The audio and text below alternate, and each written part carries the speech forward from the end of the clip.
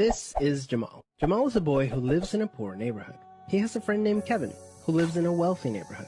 All of Jamal's neighbors are African American, and all of Kevin's neighbors are white. Because Jamal's school district is mostly funded by property taxes, his school is not very well funded. His classrooms are overcrowded, his teachers are underpaid, and he doesn't have access to high-quality tutors or extracurricular activities. Kevin's school district is also funded by property taxes, so his school is very well funded. His classrooms are never crowded, his teachers are very well paid, and he has access to high-quality tutors and lots of extracurricular activities. Kevin and Jamal live only a few streets away from each other. So how come they're growing up in such different worlds with such different opportunities for success? The answer has to do with America's history of systemic racism. To understand it better, let's look at what life was like for Kevin and Jamal's grandparents.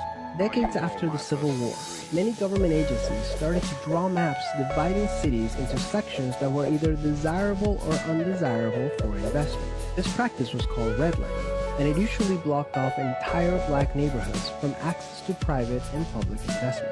Banks and insurance companies used these maps for decades to deny black people loans and other services based purely on race. Historically speaking, owning a home and getting a college education is the easiest way for an American family to build wealth. But when Jamal's grandparents wanted to buy a house, the banks refused because they lived in a neighborhood that was redlined. So Jamal's grandparents were not able to buy a home, and because colleges could prevent them from attending through legal segregation, their options for higher education were really scarce. Kevin's grandparents, on the other hand, got a low-interest loan to buy their first house and got accepted into a handful of top universities, which traditionally only accepted white students. This opened up a wealth of opportunities that they were able to pass on to their kids and grandkids.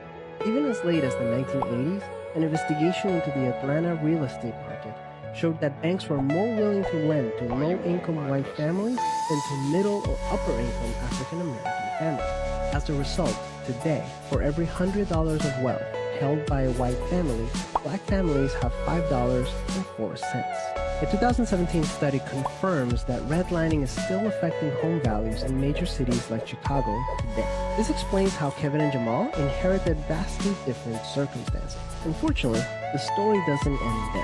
A big part of systemic racism is implicit bias. These are prejudices in society that people are not aware that they have. Let's go back to Kevin and Jamal.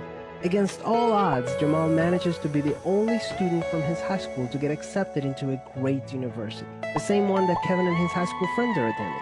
But after Kevin and Jamal both graduate, Jamal notices that his resume isn't drawing as much interest as Kevin's, even though they graduated from the same program with the exact same GPA. Unfortunately for Jamal, studies show that resumes with white-sounding names get twice as many callbacks as identical resumes with black-sounding names.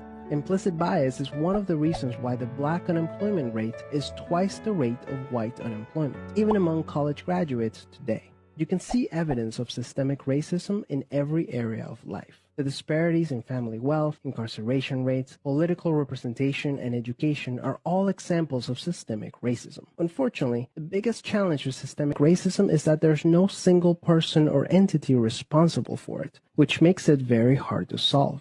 So what can you do? The first thing you can do is work towards becoming more aware of your own implicit biases. What are some prejudices that you might hold that you're not aware of? Second, let's acknowledge that the consequences of slavery and Jim Crow laws are still affecting access to opportunity today. As a result, we should support systemic changes that create more equal opportunities for everyone. Increasing public school funding and making it independent from property taxes would be a great start so that poor and wealthy districts can receive equal access to resources. Systemic problems require systemic solutions.